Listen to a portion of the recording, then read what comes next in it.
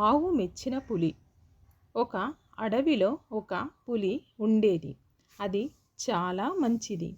ఆకలేసినప్పుడు మాత్రమే జంతువులను వేటాడి తినేది. కానీ చిన్న చిన్న జంతువులను అస్సలు ఏమనేది కాదు. పెద్ద పెద్ద జంతువులను, చెడ్డవాటిని మాత్రమే వేటాడేది. మిగతా సమయాల్లో అన్నింటితో మంచిగా మాట్లాడేది, పలకరించేది, బాధల్లో ఉన్నప్పుడు ఆదుకునేది.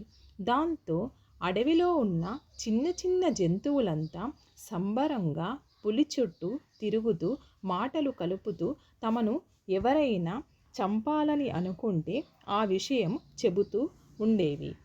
ఒకరోజు పులికి ఆకలి అయితే ఉంటే వెంటనే బయలుదేరింది. ప్రొద్దున్నుంచి ఏమీ ఎదురుపడలేదు.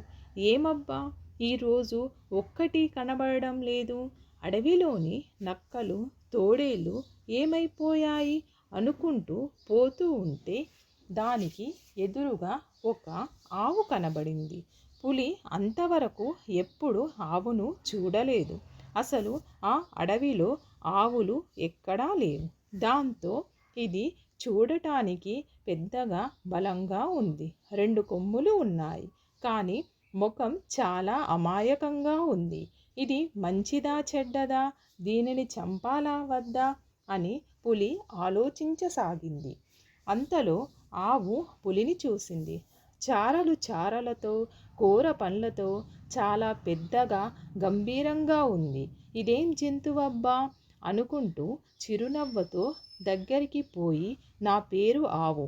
అడవి నాకు కొత్త. మనుషులతో కలిసి ఉంటాను. శాకాహార జంతువును. గడ్డి, ఆకులు, పండ్లు తింటూ ఉంటాను. నువ్వు ఎవరు అనింది. పులికి ఆవు అమాయకురాలని తెలిసిపోయింది. దాంతో నా పేరు పులి, అడవి జంతువును. నేనంటే అడవిలో అందరికీ భయం. మాంసాహారం తిని బ్రతుకుతాను అనింది. ఆ మాటలకు ఆవు బెదిరిపోయింది. పోయి దీని నోటికి చిక్కుకున్నట్టున్నానే అనుకుని పారిపోవటానికి వెనక్కి తిరిగింది. అంతలో పులి, ఆగు తల్లి, నేను మిగతా పులుల లెక్క కాదు. చెడ్డ జంతువులనే వేటాడుతాను, కానీ నీలాంటి అమాయకులను కాదు. ఏమీ భయపడవద్దు. ఇంతకు నువ్వెందుకు ఇలా మా అడవిలోనికి వచ్చినావు అనింది. ఆవు బాధతో తల వంచుకొని, ఈ అడవికి ఉత్తరం వైపున ఉన్నదే మా ఊరు. మా యజమాని రోజు మా ఆవులనంతా అడవి బయట ఉన్న పెద్ద పచ్చని మైదానానికి మేత మేయడానికి తోలుకొని పోతాడు. రోజు అక్కడ మేం కడుపు నిండా తిని సాయంకాలం తిరిగి వెళ్ళిపోతాము. పొరపాటున కూడా ఎవ్వరము అడవిలోనికి అడుగు పెట్టము. నాకు ఒక చిన్న దూడ ఉన్నది. 6 నెలల అమాయకురాలు. ముచ్చటగా ముద్దు పెట్టుకునేలా ఉంటుంది. అది ఆడుకుంటూ పొరపాటున అడవిలోనికి వెళ్ళిపోయింది. నేను అది గమనించలేదు. సాయంకాలం అన్ని ఆవులు, వాటి దూడలు వచ్చేసినాయి, కానీ నా దూడ రాలేదు. దాంతో నా దూడను వెతుక్కుంటూ ఇక్కడికి వచ్చాను అనింది. దాని కళ్ళలోంచి నీటి చుక్కలు కారి టపటపా కింద ఉన్న గడ్డి మీద పడినాయి. ఆ మాటలు విని పులి, వింటూ ఉంటే నాకే ఇంత బాధగా ఉంది. కన్నతల్లివి నీకెంత బాధగా ఉంటుందో కదా అమ్మ. పర్వాలేదు, ఇంకా నీ దూడ బ్రతికి ఉంటే నేను తప్పక కాపాడతాను. ఈ అడవిలో ఎక్కడ ఏ పొద ఉందో, ఏ పొదలో ఏ జంతువు ఉందో, ఏ జంతువు గుణం ఎలాంటిదో, ఎప్పుడు ఎక్కడ తిరుగుతుందో అన్నీ నాకు తెలుసు. ముందు నీ దూడ ఎక్కడ తప్పిపోయిందో చూపించు. నేను వాసన పసిగట్టి అది అడవిలో ఎటువైపు ఎక్కడికి పోయిందో కనుక్కొని తెచ్చి నీ చేతిలో పెడతాను అనింది. రెండూ వేగంగా ఆవులు మేత మేసే మైదానానికి చేరుకున్నాయి. పులి అక్కడంతా వాసన చూసుకుంటూ ముందుకు పోతూ అడవిలోనికి వచ్చింది. దానికి ఒకవైపు దూడ వాసన వచ్చింది.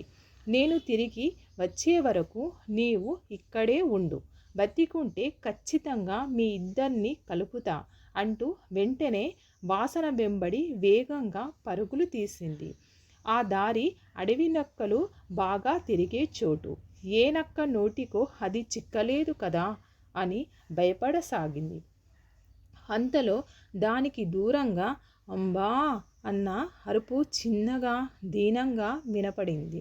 పులి అదిరిపడి అది ఏదో ఆపదలో ఉందనుకుంటా విల్లు నుంచి వెలువడిన బాణంలా మెరుపు వేగంతో అటువైపు దూసుకొని పోయింది పులి.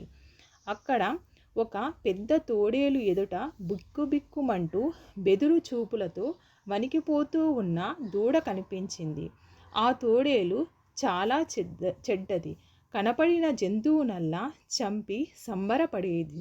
చిన్న చిన్న జంతువులన్నీ దాని పేరు చెబితే చాలా భయంతో వణికిపోయేవి.